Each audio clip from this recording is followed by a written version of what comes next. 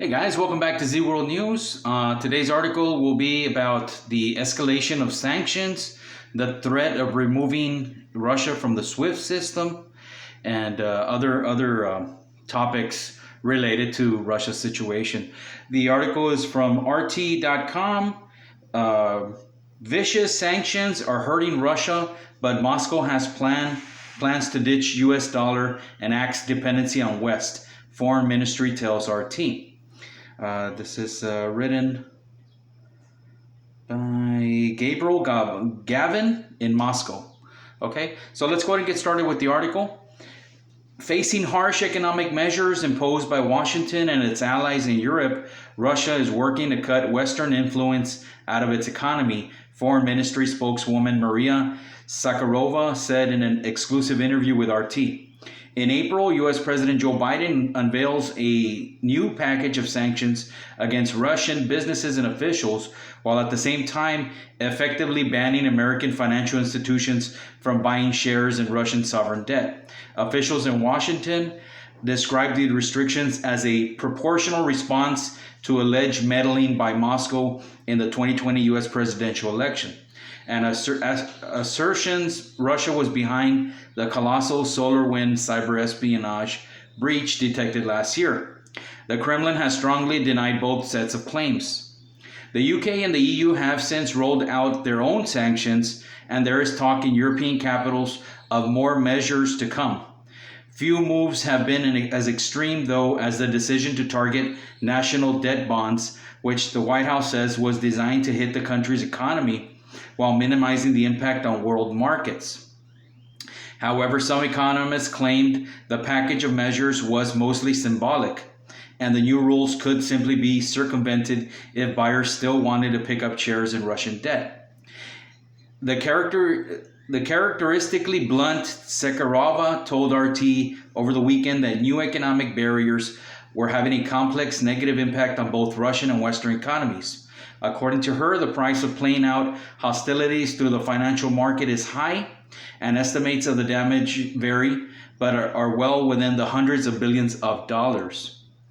Unfortunately, the diplomatic spokeswoman said, the reality of our time has been the increased use of politically motivated unilateral measures by some Western states, mainly the U.S. We see the sanctions against Russia more and more as a gesture of desperation due to the inability of elites to accept the new realities, abandon their collective groupthink, and recognize Russia's right to determine its own development path and build relations with its partners. One reason behind this, she claimed, is that Washington and its allies seem to find it difficult to accept the obvious successes of the Russian economy, the increase in its international competitiveness, and the expansion of the presence of quality Russian goods and services on world markets. While the ruble has been hit hard by falling oil prices, geopolitically uncertainty, and the global recession that has accompanied the COVID-19 pandemic, the country appears more resilient than most of its contemporaries. While a number of other European nations are still languishing in lockdown, most Russian businesses have been trading consistently with few restrictions since an initial strict quarantine period in the first half of last year. The governor of Russian Central Bank, Elvira Nabiullina, has previously said that the economy is bouncing back rather steadily, and given the current positive trends, its analysts have maintained their outlook on GDP growth for 2021 at 3% and 4%. Her bullishness comes at a time when the path back to growth appears uncertain for many countries. The U.S. insists its approach is simply to send a message that it will not tolerate what it deems as aggressive and malign influence on the part of Moscow. I was clear with President Putin that we could have gone further, but I chose not to do so, Biden told journalists at the time. The United States is not looking to kick off a cycle of escalation and conflict with Russia. However, since then, relations have gone from bad to worse, accompanied by diplomatic expulsions and increasingly combative rhetoric coming from both sides. A swift response.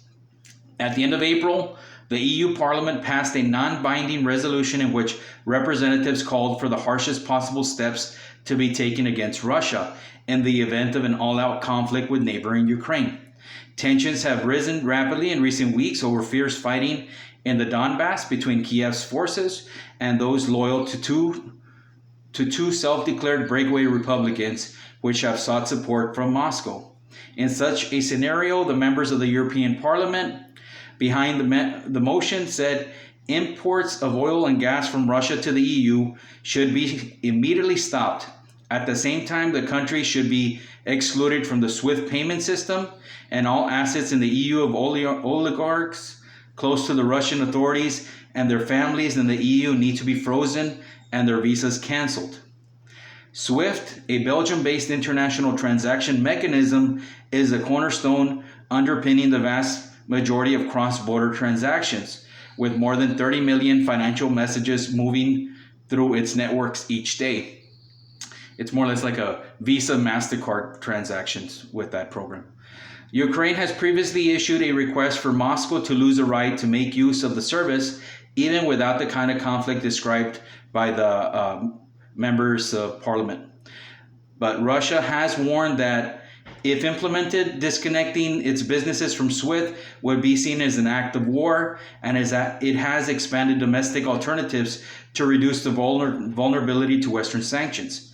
Speaking at a meeting with his Chinese counterpart last month, Foreign Minister Sergei Lavrov said the United States has declared its mission is to limit the technological development opportunities of both the Russian Federation and the People's Republic of China. He added that the dollar should be deprioritized as the default currency of international markets, and the two nations should move away from the use of Western-controlled international payment systems. Zakharova cautioned that the question of Russia being disconnected from SWIFT is still only hypothetical, but said that nevertheless cross-governmental studies are underway to minimize the risks and potential economic damage that would be caused by our country's access to international financial instruments and payment mechanisms being limited. She pointed to the Bank of Russia's own financial messaging system as a possible alternative, with options for interfacing it with Europeans, Iranians, and Chinese mechanisms currently under discussions. New developments in online finance could also be a route out of dependency on the most common Western-run institutions. The Foreign Ministry spokeswoman added that Russia is actively studying the opportunities offered by digital technology and their potential for enhancing the sustainability, stability, and independence of the national financial system and means of making payments, with an understanding that digital money could in the future become the foundation for an updated international financial system and cross-border transaction. The move, if realized, would have the potential to undermine the centrality of SWIFT altogether and enable the moving of money despite political intervention. Washington's record of introducing sanctions on rival states at short notice has undermined confidence in the dollar, Moscow claims. Lavrov's Deputy Foreign Ministry, Alexander Pankin, recently warned journalists that the unpredictability of U.S. foreign policy has called into question the reliability and convenience of using the American currency as a priority currency of deals. Instead, the minister said countries are now being forced to take measures against the risk of economic losses and disrupted transactions. Therefore, there is increasing interest in developing alternative mechanisms. Using other currencies in trade is becoming more and more important on the international agenda. Zakharova told RT that a gradual departure from the U.S.-centric configuration of the global monetary system has already begun. She called for coordinated steps in this direction to be taken with the country's trading partners.